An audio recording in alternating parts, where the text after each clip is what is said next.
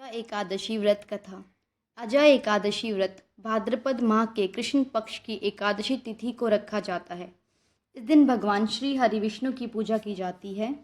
इस व्रत की कथा को पढ़ने या सुनने मात्र से ही पापों का नाश हो जाता है। अजा एकादशी व्रत कथा। पौराणिक कथा के अनुसार एक बार युधिष्ठिर ने भगवान श्री कृष्ण से भाद्रपद माह के कृष्ण पक्ष की एकादशी के महत्व के बारे में बताने को कहा। तब श्री कृष्ण ने कहा, भाद्रपद कृष्ण एकादशी को अजा एकादशी के नाम से जानते हैं। अजा एकादशी की व्रत की कथा इस प्रकार है। एक समय में हरिश्चंद्र नाम का एक चक्रवर्ती राजा राज्य करता था। किसी कारणवश उसने अपने राज्य को छोड़ दिया, पत्नी, बच्चे और स्वयं को भी बेच दिया।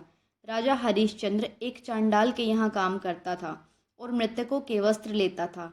वह हमेशा सत्य के मार्ग पर चलता रहा। जब वह एकांत में होता था तो इन दुखों से मुक्ति पाने का मार्ग सोचता रहता था।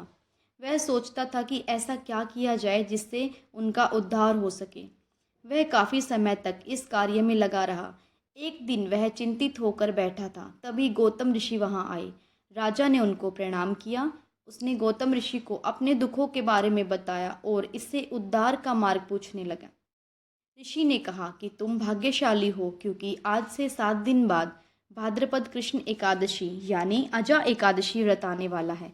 तुम इस व्रत को विधि पूर्वक करो, तुम्हारा कल्याण होगा। इतना कहने के बाद गौतम ऋषि वहां से चले गए। 7 दिन बाद उस राजा ने अजा एकादशी का व्रत रखा और ऋषि के बताए अनुसार ही भगवान विष्णु का पूजन किया, रात्रि में जागरण किया। अगले दिन सुबह पारण करके व्रत को पूरा किया। भगवान विष्णु की कृपा से उसके समस्त पाप नष्ट हो गए और उसे दुखों से मुक्ति मिल गई।